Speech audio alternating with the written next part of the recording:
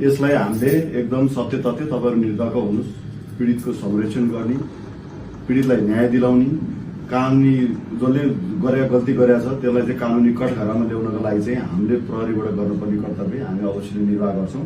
जुन यहाँले चाहिँ पहिला जसरी बाहिर आयो 5 जना व्यक्ति भएर चाहिँ लगेर उठाएर जुन ग्याङ रेप भयो भन्ने टाइपले चाहिँ जसरी बाहिर आयो, अब अफवाह फैल्यो के भयो, उहाँहरूलाई पनि डर ढाड धम्कीमा केमा पर्नुभयो, दबाब प्रभावमा कसरी पर्नुभयो। तर अहिले उहाँले चाहिँ फेरि अभियन्ताहरूले उहाँले सहयोग गरेर उहाँले चाहिँ वास्तविकता के हो त भन्ने भइसकेपछि पछि चाहिँ अहिले एकजना मात्रै नै यो घटनामा चाहिँ इन्भल्भ भएको हो, एकजनाबाट नै यो घटना भएको हो भन्ने चाहिँ भएको छ। बाहिर सामाजिक सञ्जालमा विभिन्न फोटोहरू पनि पोस्ट भएको, यो त सहमतिमा यौन सम्बन्ध भएको हो, कहाँबाट यो चाहिँ बलात्कार भयो र भन्ने खालका पनि सामाजिक सञ्जालहरूमा आएको पनि मैले भेटेको छु।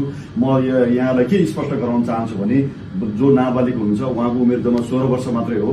कानूनले गरेको व्यवस्था अनुसार 18 वर्ष नपुगिकन कसैको बीचमा चाहिँ यौन सम्बन्ध हुन्छ भने पछाडि त्यो केटी नाबालिगै मानिन्छ र कानूनले त्यसलाई दण्डित गर्छ। त्यो चाहिँ रेप केसै हुन्छ। 16 वर्षदेखि 18 वर्ष भएकोलाई त्यसलाई रेप मानिन्छ र त्यसलाई 10 देखि 12 वर्षसम्म सजायको व्यवस्था कानूनले गरेको छ। त्यो व्यवस्था अनुसार हुन्छ। हामी यसमा चाहिँ जुटाउनु पर्ने प्रमाण जुटाउनलाई यहाँहरूको पनि सबैको भूमिका रहने नै छ। यहाँले गरिनुहुन्छ।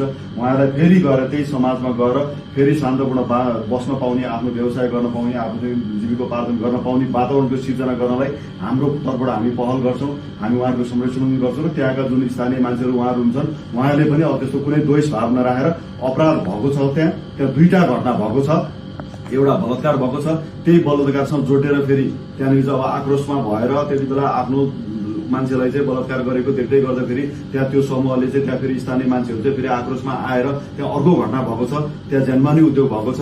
त्यो घटनालाई पनि हामीले त्यतिकै सेन्सिटिभली हेर्छौं र यो घटनालाई पनि त्यतिकै हेर्छ। जो दोषी छ त्यो कानुनी कठघरामा आउँछ र जसले गल्ती गरेका छैन त्यो मान्छे चाहिँ जाहेरीमा नाम हाल्दैमा त्यो मान्छे चाहिँ फेरि दोषी ठहरिएको भन्ने पनि होइन।